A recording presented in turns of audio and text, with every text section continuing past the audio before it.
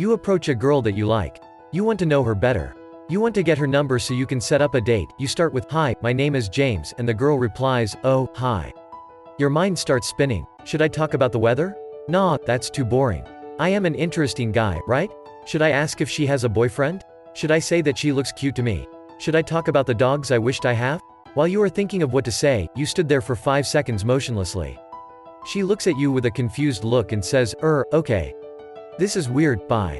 By the time you snap back to reality and remembers that you haven't gotten her number yet, she's long gone. Spending time preparing a good framework of things to say will help you build social momentum with a girl. You will have better tonality and body language subconsciously as well. It is the same as feeling more self-assured when you have prepared for a presentation compared to going up and simply saying what's on your mind. Eventually, you will find that creating conversations with girls is not that scary after all. I have classified most conversation starters into 10 types. Notice that I use the word type instead of stating what to say exactly. The reason for putting them into different buckets is because there are literally infinite ways to start a conversation depending on your characteristics, culture, situation, mood, etc. Getting used to this framework will help you create your own starters spontaneously. Often enough, spontaneous ones are the ones that work best. Number 1. The observer. There are 3 parts to being the observer. Part 1. Observe. You notice something about her, it can be general or specific. Part 2. Assume and make assumptions in the form of statements. Part 3. Communicate. State your reasons for assumptions, doesn't have to be correct. Here's an example. You notice a cute girl being super picky about her coffee in Starbucks. Caramel macchiato, venti, skim, extra shot, extra hot, extra whip, sugar-free. You make an assumption that she is hard to please, she knows what she wants precisely, and this type of girls are usually independent. You remember from your list of good wife traits, being independent is something you value. You'll make a good wife. What? Why would you say that? I like the way you ordered your coffee. It shows that you know what you want. Most probably, you are an independent woman. Yeah, I guess, I live on my own, and I handle most of my life myself. The good part about starting a conversation with observation is that it is easy, and you don't have to be correct with your assumptions. It is sometimes even better if you get it wrong. Women are unlike men, most of them love to be analyzed. If you are correct, it shows social experience. If you are wrong, it arouses curiosity, and the girl would wonder why you would say that.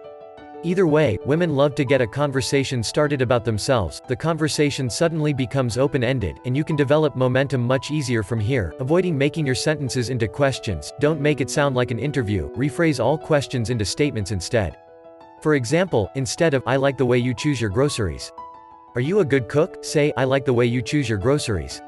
You must be someone who can cook complicated dishes. The most common assumptions revolve around her character, her occupation, her hobbies, and her lifestyle. Here are some examples. "I noticed how you chose to sit next to me. You look like you know some feng shui. I like how you dressed up. You must be in the fashion industry. I like how you scribble your notes crazily fast. You must be a doctor. I see how your eyes lit up when partying is mentioned. You seem like trouble. I see how you are enjoying that book. You must be a Gemini." Number 2. What's your opinion? You start a conversation by asking about her opinion of something. You want to ask open-ended questions that most people have strong opinions on. Avoid politics and religion though. Questions should be phrased in a fun and casual manner that have emotional elements in them. Such as, "Do you think my friend has a chance with her? Do you think you can find true love through online dating? Do you think men and women can just be friends? Is it okay for a girl that is dating to have guy friends? What do girls think when they call their ex in the middle of the night, drunk? Is it ethical to keep your ex pictures when you are dating someone else? Is it okay to break up with someone with a text message?" The most common topics that invoke emotional responses are relationship compatibility, opposite sexes dynamics, and past dating experiences. These questions usually follow up with a third-party encounter view that you want to share. "I have this friend, who recently came to be so in love with his best friend of 3 years. I don't think it will work." Avoid asking for opinions that seem self-conscious and bland. Questions that will receive short responses. Questions such as, "What do you think of my shoes?" seems self-conscious and dull, which can be responded with, "Yeah, it's nice." 3-word responses. Number 3. Sing praises. You praise her, genuinely, on something that she spent considerable time making decisions on. Or something she tries to develop herself on. I get it. Most guys are attracted to women because of their looks during the initial period, and you want to tell her how amazing she looks. She is already bombarded by the few 100,000 compliments of her looks daily. You don't want to be the same as those guys. Look past her looks and see what defines her as a person. Choose things such as style, character, behavior, opinions, beliefs, choices, skills. Explore those parts about her. Here are some examples.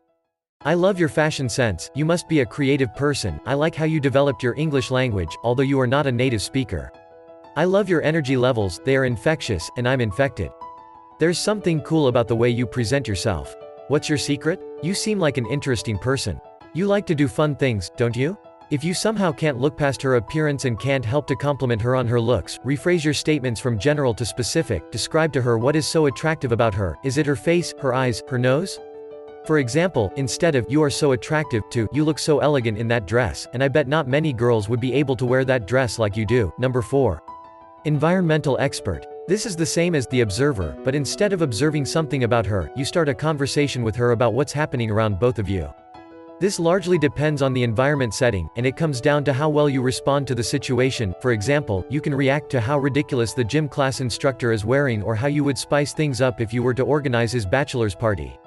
This is commonly used when you are participating in something with the girl together, such as concerts, classes, volunteering, hiking, vacations, sports. Any events that both of you are sharing the same experience together should fall into this category.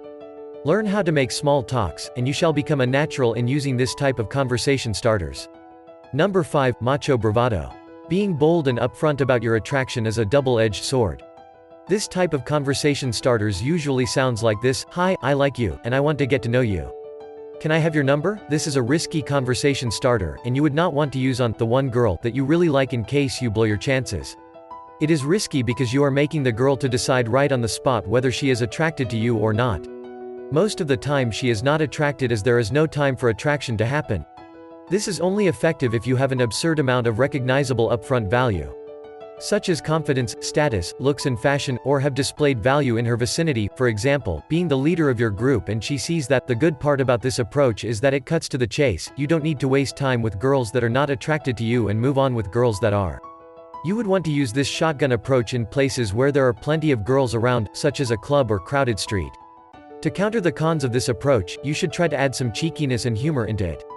It should seem as if you are joking, and when you are rejected, you don't blow your chances completely. Here are some cheeky macho examples. "This is your lucky day because I just happen to be single. My drink is getting lonely. Would you like to join me? You're the most beautiful woman I've ever met. Today, would you come back to my place and pet my dog? We voted you the most beautiful girl here, and the grand prize is me." Number 6. Announce my arrival. There are 2 ways to do this. The first way is to ask to be introduced into the group. The second way is to introduce your friends and invite her to join your group. It sounds like this: if you are asking to join a group, "Hi, you all seem fun. I would love to meet your friends, can you introduce me?" Or in reverse, if you are inviting her to join your group, "Hey, come join us, we are fun, here's Tom," while pulling your friend over. Number 7. Here comes a new challenger. You challenge a girl to something immature, fun, and light with high energy. This is usually used in relaxed social events, such as a club or bar. For example, "Hey, I bet I can kick your ass in thumb wrestling," and proceed to flex your thumbs quickly left and right. Most modern bars nowadays have minigames such as pool, darts, and beer pong. Those are good options too. Practice a bit on these minigames and don't appear completely incompetent. You want to look as if you didn't try so hard to win but is still able to win anyway. Number 8. Show, don't tell. Sometimes it is better not to say anything at all, especially in a loud environment. Use signals, hold eye contact, all the non-verbals. For example, shove a glass of champagne to her and signal that you had more than enough. You want her to help you finish it. Here's some other examples: lightly pushing her while smiling, grabbing her cap off her head, gently kicking her feet with yours, pointing to her across the room and signal her to come over with one finger, poking her, lightly use your hips to knock hers, tap her opposite shoulder. Number 9. Purely humor. Most of the cheesy random pickup lines fall into this area. It is interesting to use in places where everyone is trying to have fun. For example, a pretty girl accidentally bumps into you in a crowded place. You tell her, "Don't touch me." You should be able to laugh at how stupid it is yourself, or it is not funny enough to use it to start a conversation. Use those during mid-conversation instead. These type of lines usually doesn't have many chances for a follow-up, as they have no depth behind and are pretty closed-ended. Instead of using memorized lines, pick a comedian that you like and study his or her style. You become naturally funny and will be able to throw in funny lines that are relatable every now and then. Here are some additional examples. "Can I be your slave for tonight? Perhaps you recognize me from adult movies. Which is easier? Getting into those pants, or getting out of them?" Number 10. Help me please. You ask for some form of simple help from her. For example, "Hey, do you mind looking after my stuff while I visit the toilet for a while?" Or, "I just moved into the building, and I was wondering if you could recommend a good restaurant in the neighborhood." Would you like to join me? This is ranked last, not because it is ineffective for starting a conversation. It is listed last because it is usually challenging to transition from a bland conversation. Do you know where is the nearest train station? To, you are cool, I want to know you. Imagine asking for directions and next moment you ask for her number. Kinda weird, right? Unless you are a conversation expert already and can fill in the blanks in between the transition. It is usually not suggested to use this to start a conversation with a girl you are attracted to. This type of conversation starters is non-threatening and is suitable for practice in approaching girls, either that or you use total absurdity and humor in your approaches. Here are some examples. Hey, I need your help. My mother says if I don't get a date this weekend, she's putting me up for adoption. I'm choking, I need mouth to mouth, I'm lost. Which way to your house? Hey guys, do you mind if I stand here? Those girls over there told me to get lost. There you go, the 10 type of things to say when approaching a girl for the first time. Now, let's explore what not to say when approaching a girl for the first time. If you have a doppelganger who doesn't approach any girls, you are almost guaranteed to be better off just by approaching and saying something. Anything, except for these 2 types of things. 1. Being downright mean in your approach. Nobody likes a hater. 2. Begging her to give you some of her time. Never ever beg. Lastly, even if you got rejected, you should be happy. You don't waste precious time with girls that are not attracted to you. Go in with no expectations, and you will be surprised by the results you can achieve.